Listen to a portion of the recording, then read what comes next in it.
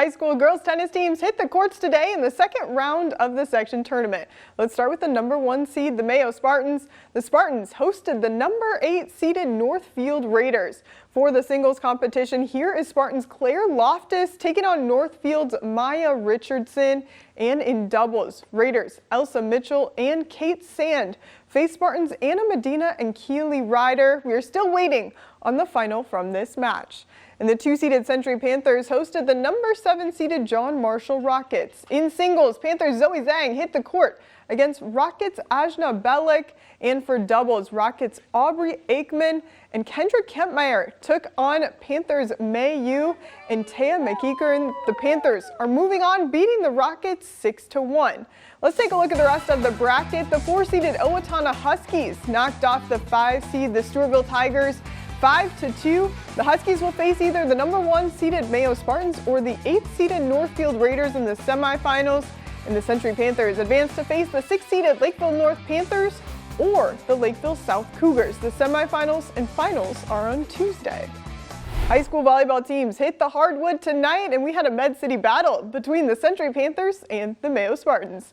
Both student sections showed up to cheering and reading the newspaper. Mayo's Lily Holton keeping it alive, but Panthers' Emily Denger with the finish right there. The Spartans are up 1 early. Mayo sets up Annie Shank right there for the kill, putting the Spartans up by 5. And take a look at this. Block at the net by Panthers' Emily Bunce. Spartans' Shank places that one perfectly. The Spartans got the victory, beating the Panthers 3-1. And the Byron Bears hosted the Chatfield Gophers tonight. Let's start in the second set. Gophers' Harper Goldsmith sets up Trinity Barkheim. She places that one perfectly for a Chatfield point. The Gophers are up 4-2, and Bears' Paige Kronk for Zoe Dearborn, who finds the gap for the point. The Gophers are up 2 there, and Chatfield's Maisie Preeb with the serve and the ace. The Gophers took the first set, eventually winning 3-0. And here are a few final volleyball scores from North Iowa. The Riceville Wildcats knocked off the Northwood Kensett Vikings 2-0. The Forest City Indians beat the Clear Lake Lions in 3 sets.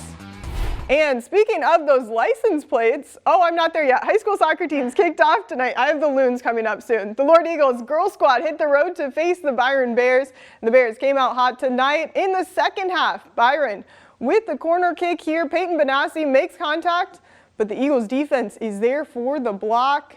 And then the Bears have the ball here. Elise Ian with the header. Elena Artigo with the shot. And another stop for the Eagles defense there.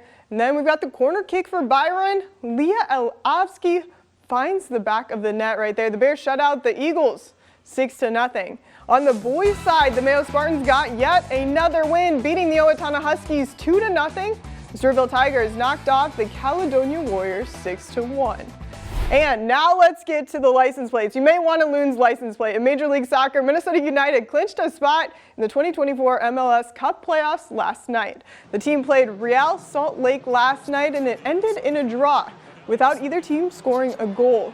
Goalkeeper Dane St. Clair had 4 saves in the match.